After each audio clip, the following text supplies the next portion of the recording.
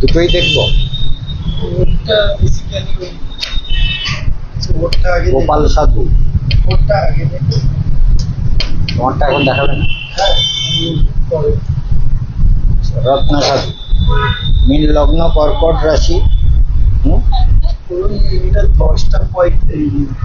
11:45 ছিল, 11:30 হয়েছে রাত্রি রাত্রি। 11:45 ছিল। তোমরা কি এরকমই টাইম দিয়েছিলে 11:30? না দিলে আমরা করবো কেন? তখন আমাদের একবার ভুল হয়েছিল, তখন আপনি একটু ডিস্টার্ব ছিল তখন করতে এসেছিল, তারপর আবার তখন আমরা খেয়াল করিনি। না, তার টাইমটা যা দেবে আমরা তো তাই লিখবো। তাহলে কি 11:45 ধরে করে দেবো সবটা? 15 মিনিটে কি কোনো সমস্যা হবে? সমস্যা হতেও পারে, কতটা দেখতে হবে। চেঞ্জ হয় লগ্ন চেঞ্জ হয়নি, তাহলে বিচারও চেঞ্জ হয়নি, কিন্তু দশাটা আগে বিচার হয়, বুঝতে পেরেছো? তো সেটাতে অসুবিধা হবে না, বুঝতে পেরেছো? অসুবিধা কিছু হবে না। আর এখন তো এর সময় যেটা শুরু হয়েছে তুলনামূলকভাবে ভালো, বৃহস্পতি চতুর্থে, কিন্তু কালসর্প দোষের এফেক্ট তৈরি হয়েছে, সেটা কাটিয়েছো? কালসর্প দোষ তো কাটাতেই হবে।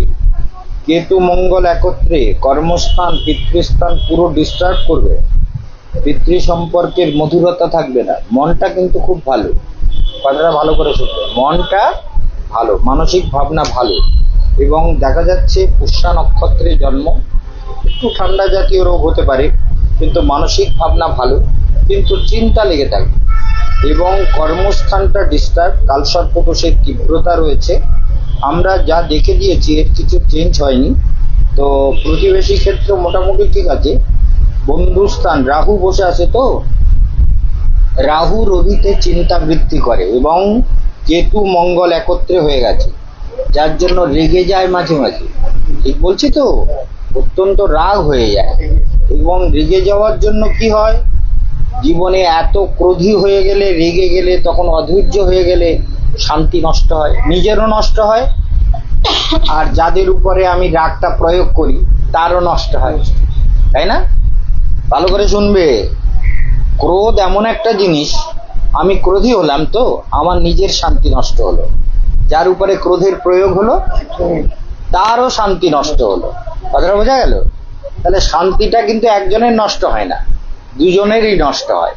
এই জন্য ক্রোধকে শাস্ত্রে সব থেকে নিষিদ্ধ বলা হয়েছে। আর ঈর্ষা মানে পরের ভালো দেখতে না পারা, এটাও ঠিক না। যাই হোক, তাহলে দেখা যাচ্ছে তোমার কালসর্প কবচ কি আজকে পড়বে?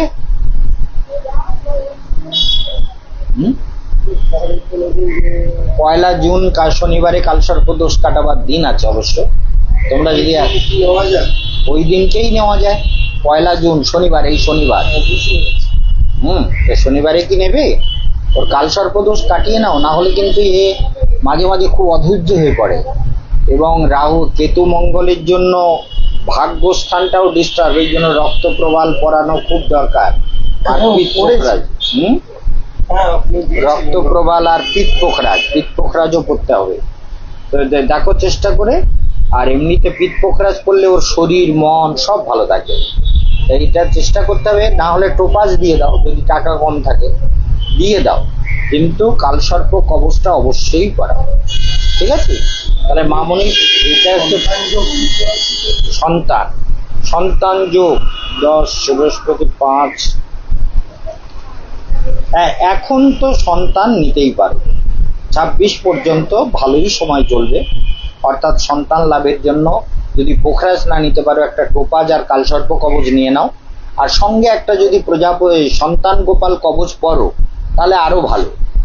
কেন বলো তো? সন্তান গোপাল কবচ এই জন্য পড়া উচিত, যেহেতু মঙ্গল আর কেতু একত্রে, এটা সন্তান ভাবকে পুরো ডিস্টার্ব করে যাচ্ছে, কথাটা বুঝতে পেরেছো? সেই জন্য রাগটাও বাড়িয়ে দিচ্ছে, অধৈর্য ভাবটাও বাড়িয়ে দিচ্ছে, কর্মক্ষেত্রটাও কোনো কর্মে ধৈর্য থাকছে না, এরকম একটা ব্যাপার থাকছে। সেই জন্য কালসর্প কবচ আর একটা টোপাজ। কালসর্প কবচ